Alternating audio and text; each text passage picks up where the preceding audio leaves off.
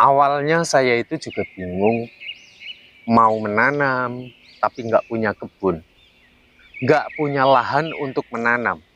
Dan pada akhirnya saya tergagas membuat media tanam yang seperti ini. Dan justru setelah praktek saya lumayan terkejut karena dari apa yang saya lakukan ini biasanya orang menanam kangkung dari masa tanam hingga masa panen, dari 28 hari hingga 35 hari mereka baru bisa panen. Tapi dengan teknik yang saya lakukan, dari 21 hingga 24 hari kita sudah bisa memanen kangkung yang kita tanam. Nah, buat kalian yang tidak punya media tanam seperti ini, tenang saja, saya akan membocorkan teknik menanam kangkung yang lebih bagus daripada ini. Nah, ini yang saya maksud.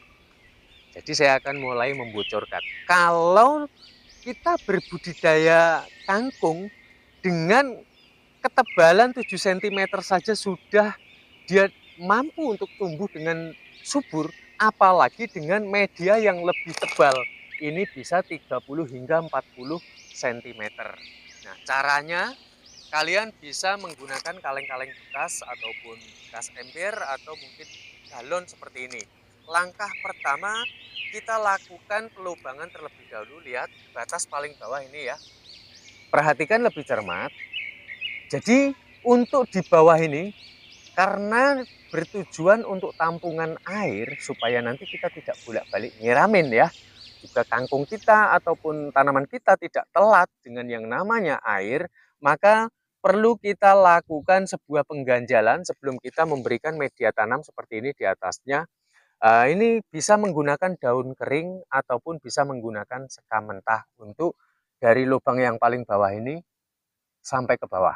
Untuk ke atasnya nanti kita barulah menggunakan tanah normal yang dicampur dengan sekam bakar, juga sekam mentah, atau mungkin dapat menggunakan kotoran ternak.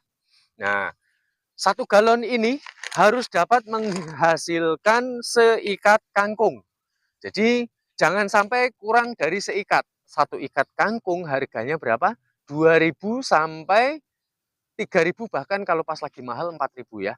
Nah, maka dari itu 1 galon ini harus dapat menghasilkan 1 ikat. Benih yang kita tanam di dalam galon ini dari 15 hingga 20 benih.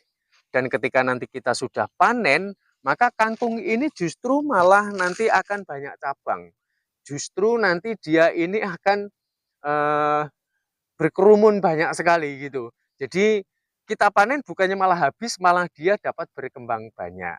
Nah, saya rasa pemirsa ini sudah cukup ya menjadi inspirasi dan semoga saya berharap bahwa dari ucapan saya ini dapat memberikan kemanfaatan untuk bercocok tanam, karena bercocok tanam ini secara tidak disadari kita sudah melestarikan alam semesta.